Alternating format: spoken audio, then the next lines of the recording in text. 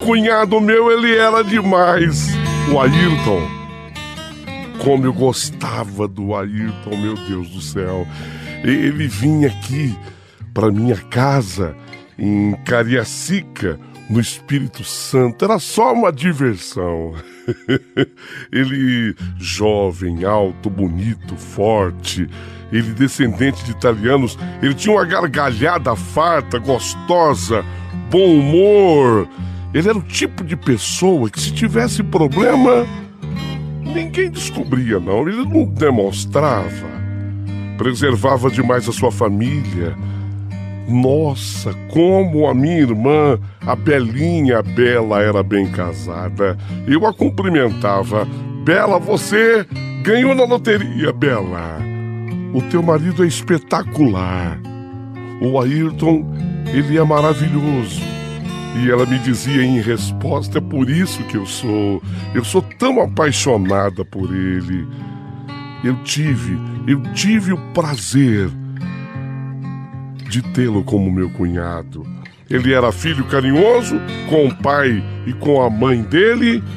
E você sabe que quando o sujeito é bom filho, ele acaba sendo bom marido e acaba sendo excelente pai. Tive o privilégio de tê-lo como meu cunhado. Aliás, só cunhado não. Fomos compadres também, porque gentilmente ele me convidou para batizar o meu sobrinho, o primeiro filho deles, o Arthur, dele com a Bela. Ah, como era gostoso. Especialmente o período de férias, quando ele vinha para minha casa em Cariacica. Que delícia! Nós íamos. Aquela praia era a nossa predileta, sabe? Nós íamos curtir aquela praia que era uma delícia. Ele vinha de Vila Velha e nós íamos curtir um pouquinho daquela praia que era o nosso sonho. Sentávamos ali com o guarda-sol. Ele levava queijo, ele levava salgadinho, ele levava uma bebida gostosa. Praia de Camburi. Quem vier a Cariacica ou Vila Velha, onde ele morava, tem que passar por essa praia, a Praia de Camburi.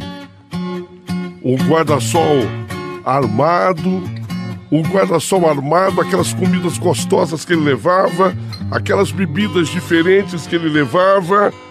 Que delícia que era, que maravilha que era. Ele fazia pegadinha com a gente. Ele era cheio de inventar essas pegadinhas, sabe? E gozado que eu te pegava uma vez, daí você esquecia e caía de novo. Era engraçado demais, ríamos demais. E Praia de Camburi, que delícia que era. E tudo acabava em risada. Ele tinha uma presença marcante. Ah, Ayrton, ele tinha um ótimo cargo numa firma, inclusive multinacional, de Vila Velha. Ele trabalhava, um futuro sempre promissor. Do ponto de vista financeiro, era um cara bem estabilizado. Mas foi muito novo, gente. Eu não me conformava com aquilo. Ele só tinha 35 anos quando ele descobriu que estava gravemente doente. Foi para Vitória, fez os exames, ficou desconfiado, foi até o Rio de Janeiro e repetiu os exames. Um câncer. Que coisa, um câncer raríssimo nos pâncreas. Em poucos meses, aquele homem com mais de 1,80 m, aquele italiano lindo que era o meu cunhado, Ayrton, definhou, emagreceu muito e perdeu a alegria de viver. Ele que tinha aquela gargalhada tão gostosa. Foram muitas as internações. Apenas para amenizar o problema que todos sabiam que era grave, ele se internava, mas a gente sabia que aquilo não ia resolver. O amor pelos filhos ainda pequenos. Ayrton, ele nutria um amor tão grande pelo Arthur, a Milena, a Pati, que é a Patrícia. como ele amava aqueles filhos e como os filhos os amavam. E assim, todas as pessoas que o conheciam. A doença foi se agravando, ele foi se definhando. E apesar da gente estar preparado para o pior, foi terrível quando o telefone tocou e a Belinha, minha irmã, do outro lado da linha, falava: Delina, Delina. Que foi, Belinha? Eu já sabia o que era. Que foi, Belinha? Eu já respondi chorando. O Ayrton. Ele acabou de falecer. Meu Deus, 35 anos. 35 anos. Foi muito triste. A nossa família inteirinha sentiu 35 anos. Foi tão cedo. A minha irmã, uma apaixonada pelo marido, já no velório ela me dizia: Delina, eu nunca mais vou conseguir ter ninguém, Delina. Calma, Belinha, calma. Nunca mais. Ele tinha 35 anos e, curiosamente, a Belinha, minha irmã, tinha 2 anos mais do que ele. Ela era mais velha, tinha 37. Mas era tão jovem ela também. Tinha tanto pela frente. Por isso que eu pedi a ela calma, não era momento de conversarmos sobre isso. Não, eu nunca mais vou ter ninguém, Belinha, nunca mais. Passado uns meses da morte dela, a Belinha me ligava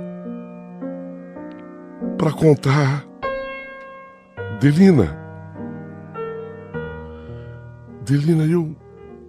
eu sinto a presença do Ayrton, sabe, dentro da minha casa.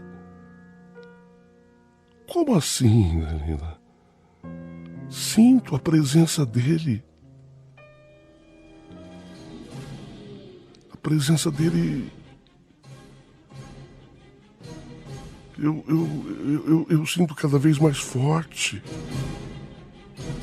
Toda vez que eu atravesso uma situação mais problemática, mais difícil, eu sinto a presença dele.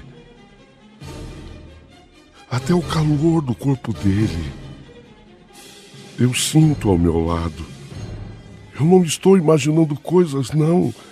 Viu, Delina? Eu estou lhe falando o que realmente acontece. Você quer que eu vá aí, Bela? Não, eu não tenho medo. Eu vou passar uns dias com você aí em Vila Velha. Não, Delina, você não entendeu, eu não tenho medo. Eu gosto.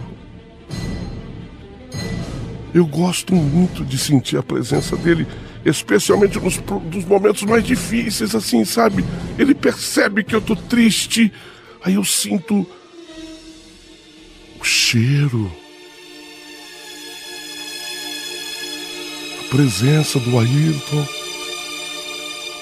Parece até que eu escuto o eco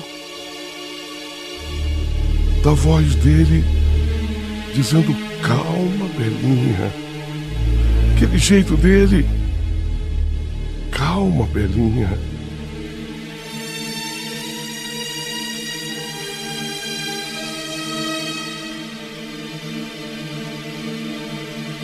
Numa determinada noite, eu estava lá em Vila Velha fazendo companhia para minha irmã.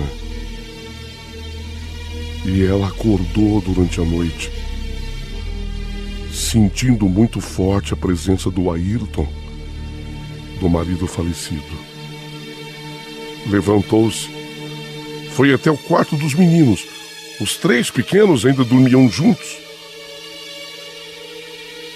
O Arthur, a Milena, a Patrícia. E ela percebeu que o marido estava lá dentro do quarto. Ele está aqui.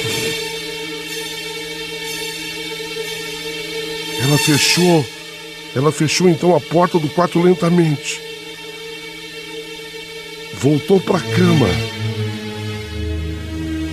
Tinha arrepios. E me acordou. Delina, ele está no quarto com as crianças. Quem? O Ayrton. Pelo amor de Deus. Você me assusta assim. Eu não tenho medo dele. Ele é pai. Ele ama aqueles filhos como ninguém. Ele é pai.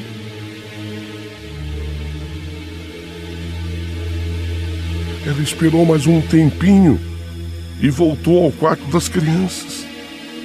Abriu novamente, lentamente a porta.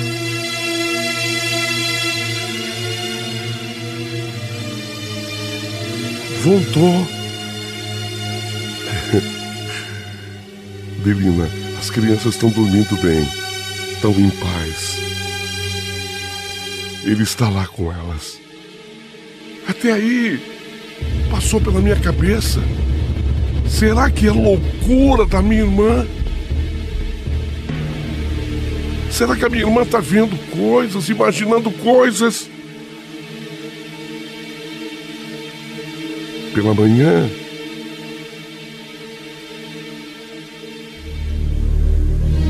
a Milena, a filhinha do meio,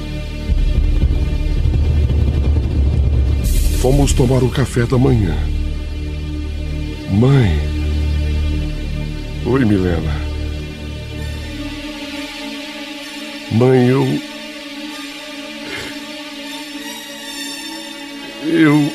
eu vi o papai essa noite, mãe.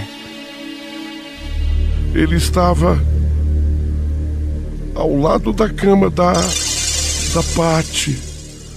A Pati era a filhinha caçula. Ele estava ao lado da cama da Pati. Ele estava olhando para ela e eu tive medo, mãe.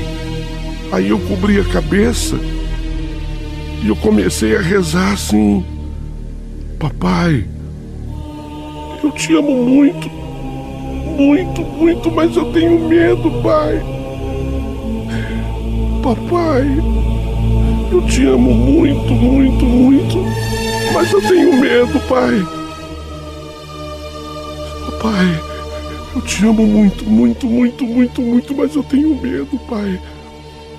Depois, mãe, passados alguns minutos, eu descobri a cabeça. Ele ainda estava lá.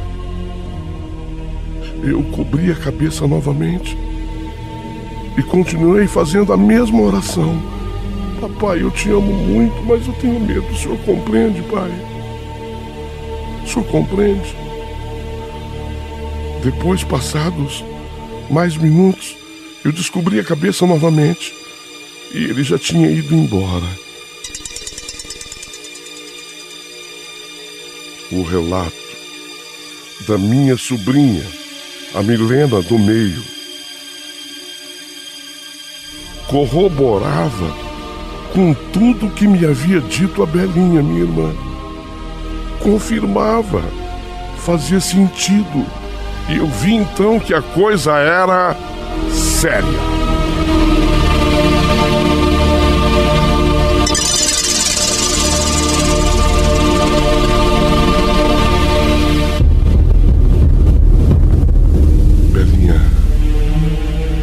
Belinha, minha irmã, eu preciso conversar com você. Olha, eu sei que você é católica. Eu respeito a tua fé, então nós podemos ir atrás de um padre. Mas eu conheço lá em Cariacica um pastor, sabe? Eu posso trazer o pastor aqui na sua casa para que ele afaste o espírito do seu marido daqui. Não, você não está entendendo nada, Delina. Delina, você não está entendendo nada. Eu não tenho medo. Sim, mas você viu a tua filha?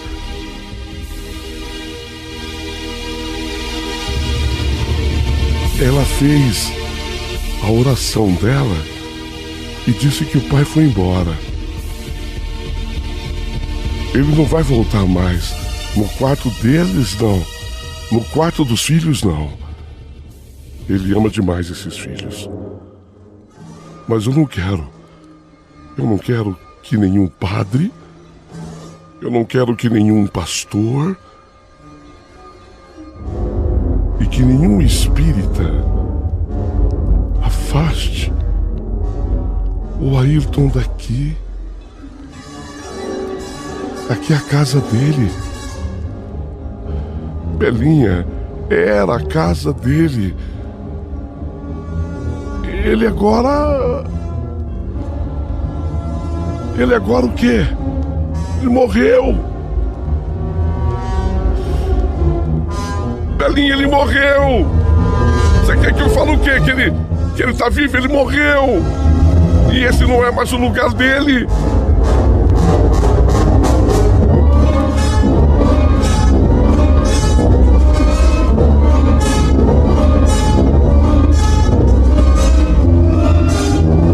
Te amo, minha irmã. Eu te amo, minha irmã. Mas nunca traga na minha casa ninguém. Não é preconceito contra nenhuma das religiões.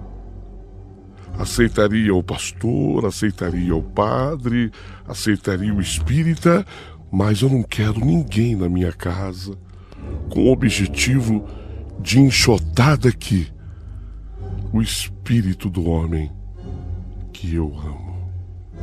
O Ayrton será meu eterno amor.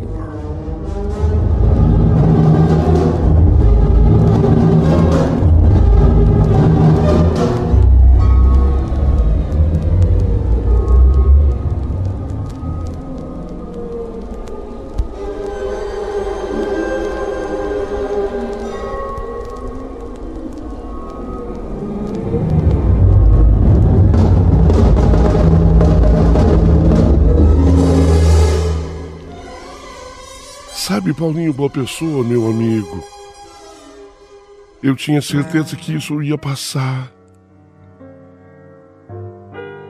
Convicção de que isso ia passar. Mas eu me enganei. Me enganei porque a minha irmã, que tinha 37 anos à época, está agora com 67. 30 anos se passaram. Ela mora na mesma casa em Vila Velha. Os filhos todos se casaram. O Arthur, a Milena, a Patrícia. Cada um tem a sua família. E a minha irmã mora sozinha lá. 67 anos. Jamais teve alguém. Eu a visito, ela me visita em Cariacica. E quando nós conversamos, ela diz: Delina, eu sou tão feliz.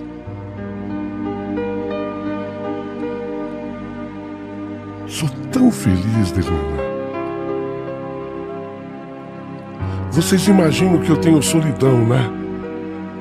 Todo mundo que olha pra mim fala: Bela, Belinha, por que você não encontra alguém, um companheiro? Você ainda é uma mulher tão bonita. Você ainda é uma mulher tão interessante. E por que você não encontra uma pessoa para te fazer companhia? A velhice é terrível quando vivida em solidão. Você acredita, Adelina, que eu jamais estive sozinha? O Ayrton, ele vai em casa. Não que eu o veja, como um dia a Milena, minha filha, o viu, mas eu sinto a presença dele. Sinto o cheiro. Parece que eu escuto o eco da voz dele, especialmente me pedindo calma.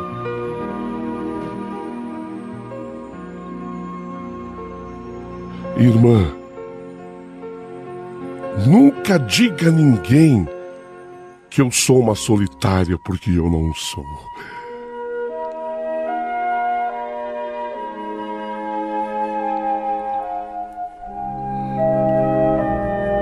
E eu, como eu sou cristã, evangélica,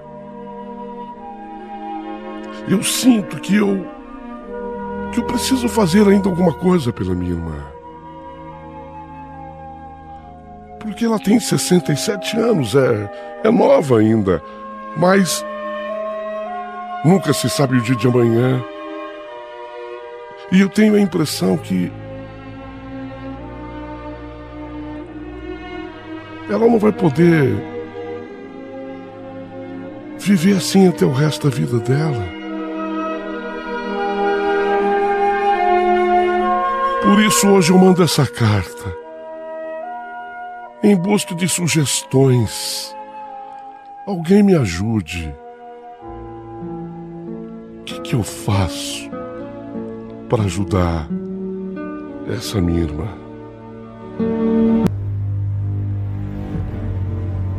Eu estava indo para uma fazenda no interior de São Paulo. A fazenda ficava em São Bento do Sapucaí. Era feriado prolongado de 9 de julho.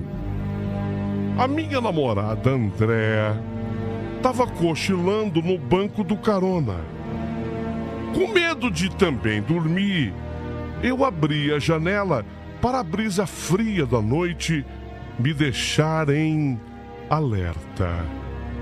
Eu estava dirigindo por uma estradinha secundária, já quase chegando ao nosso destino. Mas o lugar por onde eu passava naquele instante, naquele momento, era ermo, no meio do nada.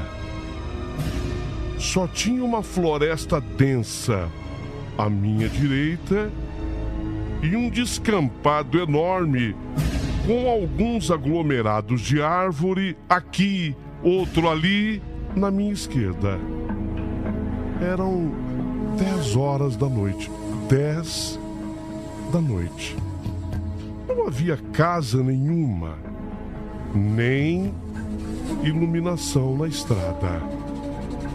As únicas luzes eram a do meu farol e a luz fraca da lua naquela noite. De repente, exatamente quando eu estou passando naquele lugar ermo, eu percebi, eu notei um pouco de vapor saindo pelas frestas das laterais do capô do meu carro. Isso não era uma coisa tão incomum de acontecer, porque meu carro já estava bem rodado. A água do radiador superaquecia quando usado por um longo período de tempo. Ai, saindo vapor.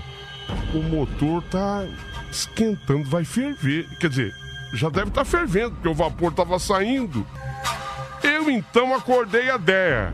Andréia, minha namorada. Eu acordei a Déia e expliquei para ela que eu tinha que parar. Déia, me ajuda a encontrar um lugar mais seguro para eu parar um pouquinho. Até o motor dá uma esfriadinha. Olha, o motor tá fervendo. Enquanto eu diminuía um pouco a velocidade, a Déia, ela baixou a janela dela e olhou para a linha escura daquela muralha de árvores. Ali, ela falou, ali, apontando para frente. Ali, a uns 20 metros na frente, havia um acostamento de terra. A Déia enxergava que era uma beleza. Ali, vamos para ali. Eu entrei naquele acostamento de terra. Eu encostei e desliguei o motor do carro. Deixei a chave no contato. Peguei uma lanterna e, com os faróis ligados, eu saí do carro e fui para frente e abri o capô do carro para o calor sair. Eu ia pedir para a Déia trazer a garrafa d'água que eu levava atrás do banco do motorista. Como dono de carro velho, eu já andava prevenido, eu já ia preparado. Mas quando eu olhei para a Déia, a minha namorada, eu fiquei surpreso de ver que ela, Déia, ela estava olhando com os olhos arregalados. Ela estava com a boca aberta, olhos arregalados. Ela estava olhando na direção da janela do motorista. Nossa, a Déia, a minha namorada, ela me parecia assustada. O que você está fazendo, Déia? Eu perguntei. O que você está fazendo, Déia? Ela continuou olhando para o descampado, apenas levantando o braço na direção em que estava olhando, assim, mostrando, sabe? Quando a pessoa começa a mostrar, eu do lado de fora, o quê? Eu perguntei, o quê? E não sou besta, e voltei pro carro. Enquanto eu voltava pro carro, eu olhei pro descampado, que estava assim, meio que iluminado pela lua. E vi o que parecia ser um resto de muro. Um resto de muro de tijolos de mais ou menos 1 metro de altura. E eu falei, provavelmente é parte de uma casa antiga ou de um muro. É só isso, Déia. O que tem de mais é um resto de parede. Enquanto eu entrava no carro e fechava a porta para esperar o motor esfriar, a Déia falou baixo e devagar e ainda assustada.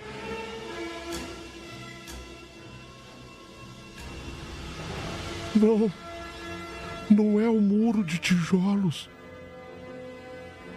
É o que eu estou vendo por trás do muro. Olha direito, atrás do muro. Olha que... Ah, Déia, para de enrolar. Fica quieto. Se eu... Aí ela parou de falar, de repente ela parou de falar. Eu virei para olhar para o muro. E agora eu também vi.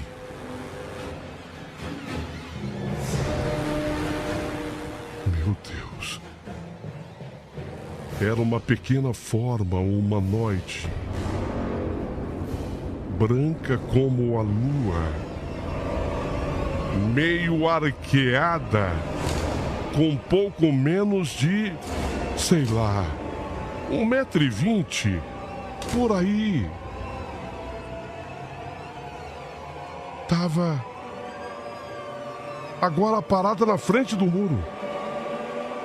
A única coisa que dava para ver assim de maneira mais clara, ver no rosto, eram 2 pontos negros que pareciam ser os olhos. De repente, aquilo que estava parado na frente do muro deu uns 2 passos na nossa direção.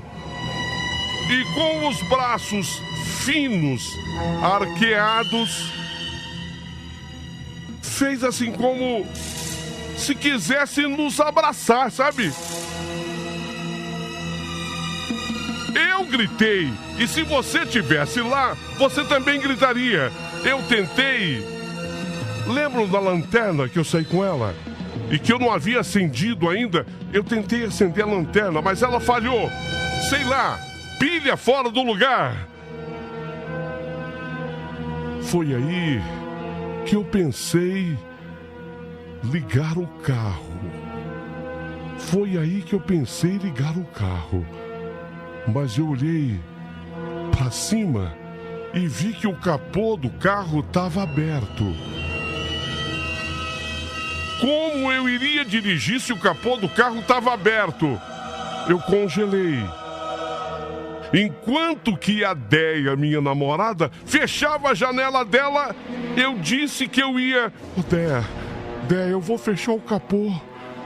Dane-se a água, se o radiador não pifasse de vez, nós pararíamos mais adiante para colocar água. E cheio de medo, eu abri a porta para sair. Eu nem senti minhas pernas quando caminhei para frente do carro. E quando eu comecei a fechar o capô, aí eu ouvi o grito da Déia falando comigo: depressa! Depressa! Ele tá correndo, tá correndo!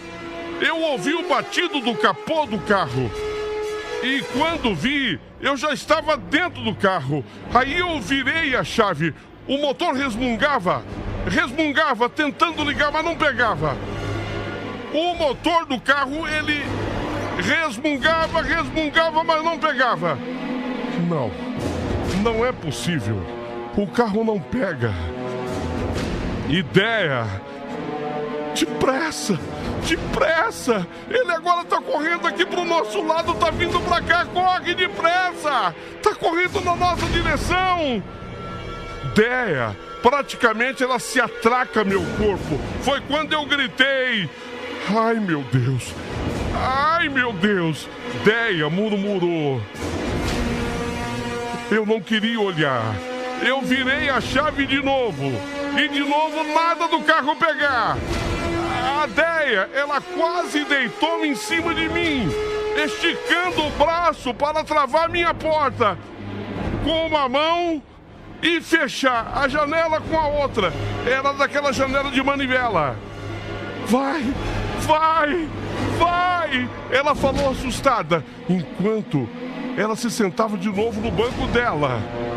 Com mais uma tentativa, eu dei na partida. O carro pegou. Dessa vez, o carro pegou.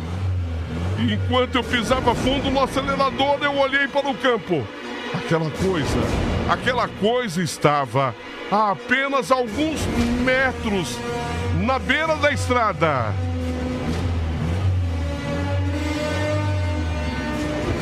Mais perto o suficiente que eu pude ver o rosto. Onde deveria haver os olhos, havia apenas 2 buracos negros. E a boca da coisa estava aberta, escancaradamente aberta, e estava cheia de pequenos dentes pontiagudos.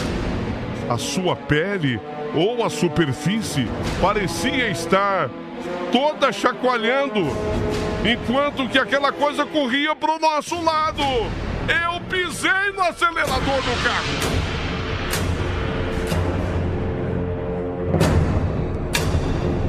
Pisei no acelerador. Ganhamos a estrada. Eu olhei para o espelho retrovisor para ver aquilo.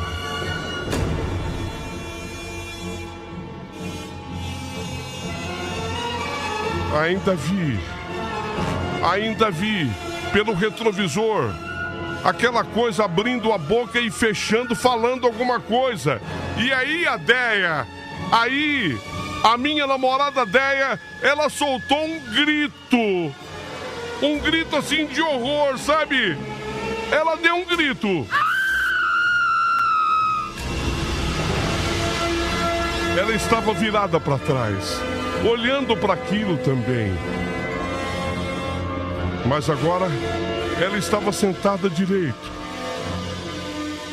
com a sua cabeça entre as mãos.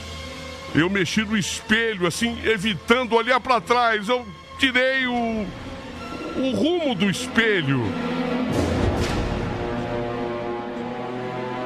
Eu dirigi mais uns 20 minutos. O carro soltando vapor, uma boa parte do tempo. O carro superaqueceu de novo. Entramos numa cidade. E só então a Déia me deixou parar o carro. Enquanto nós estávamos parados e esperávamos no primeiro posto que vimos um socorro para o carro, eu perguntei para a Déia, com mais calma: por que você gritou? O teu grito me apavorou na estrada. Por que você gritou daquele jeito, Déia? Eu tava olhando para aquela coisa e eu li, sabe, leitura labial, eu li que aquela coisa pedia socorro, socorro, socorro.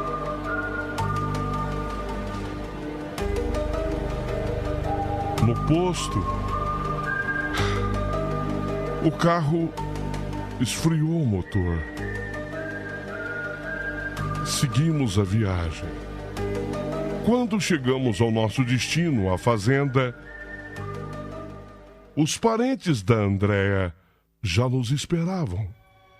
E a noite foi curta para contarmos a nossa recente história.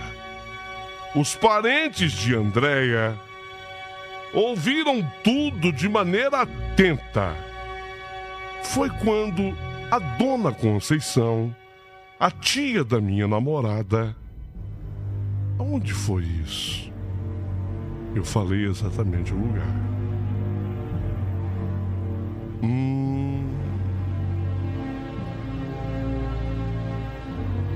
Eu vou te explicar.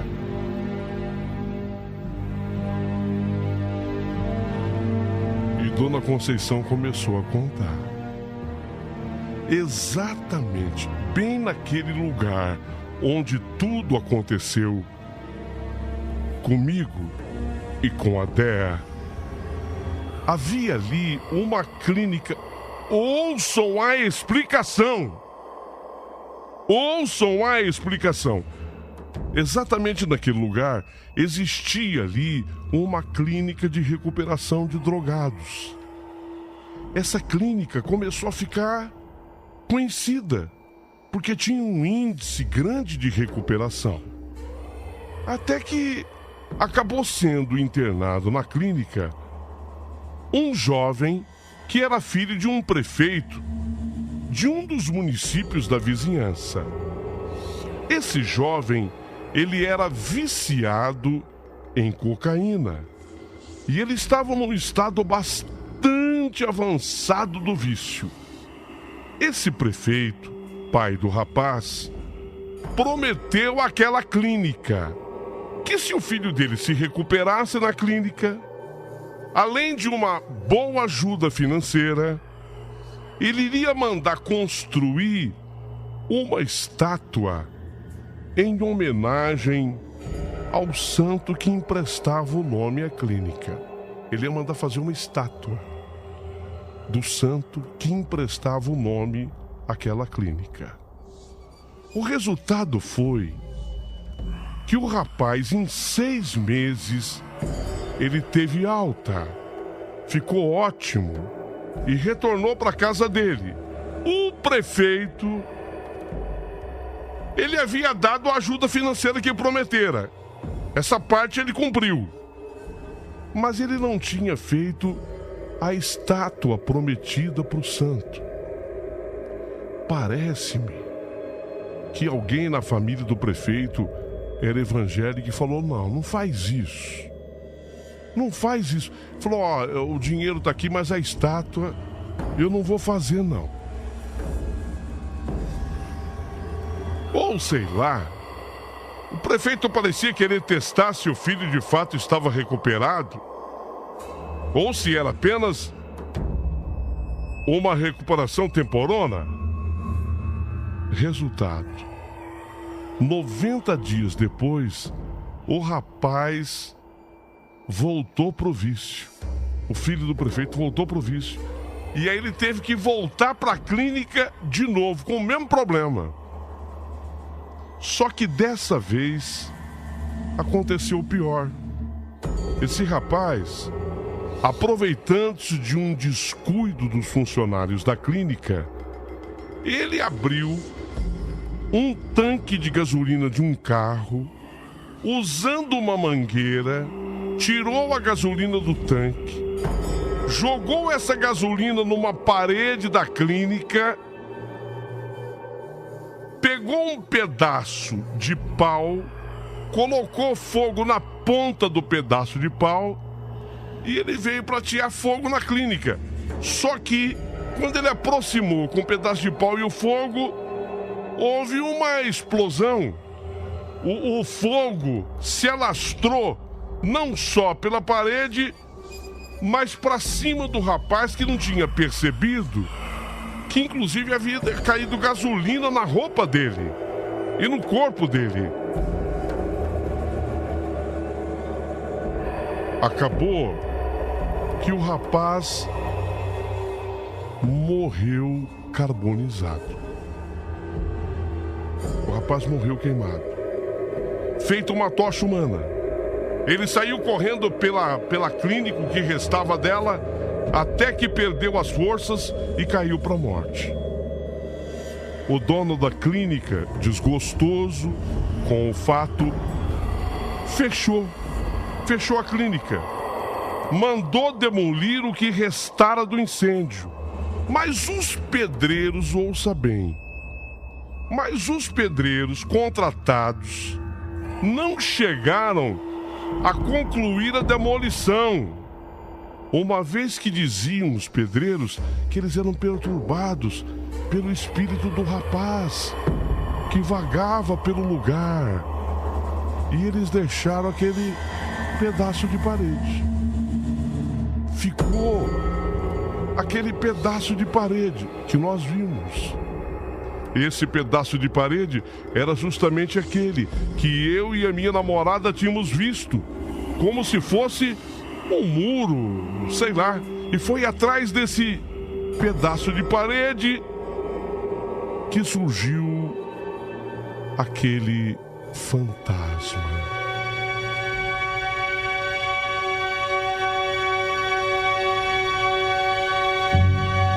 Seria o fantasma do rapaz.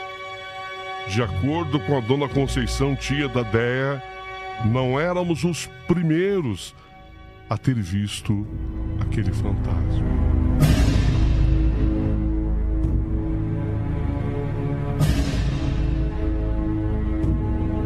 Foi uma experiência e tanto na minha vida e na vida da Déia.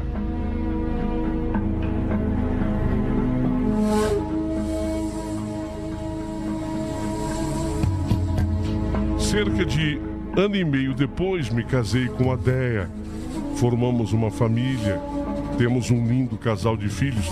Mas eu queria falar como foi a volta daquela viagem. Porque nós tínhamos que passar pela estradinha. Mesmo lugar.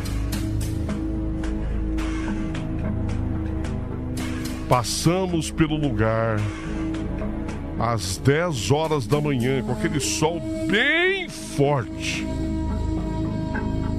Nem eu e nem ela olhamos para o lado. Passamos batido. E eu falei com o meu carro. Era um Corcel 2. Meu carro era um Corcel 2. Eu falei, o Corcel.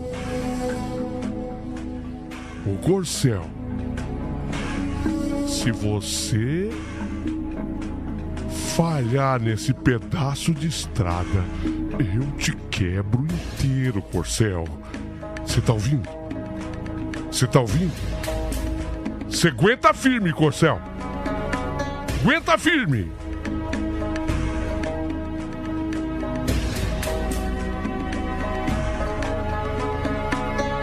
Olha, até o Corcel ficou com medo. Passou numa boa.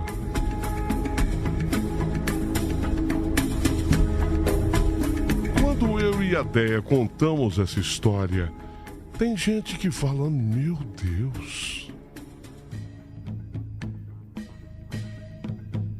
Tem gente, Paulinho boa pessoa, tem gente cara de pau que fala, cansaço de vocês. Imaginação. Foi o medo da Déia. Você também ficou com medo com o que a Déia relatou e você começou também a ver coisa. Isso não existe. Isso não existe. Vai. Eu quero saber de que time você faz parte. Eu quero a tua opinião.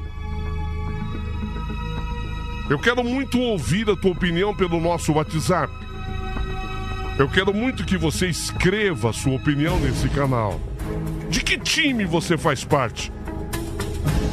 Corcel? O Corcel 2. Assim que eu cheguei da viagem, vendi.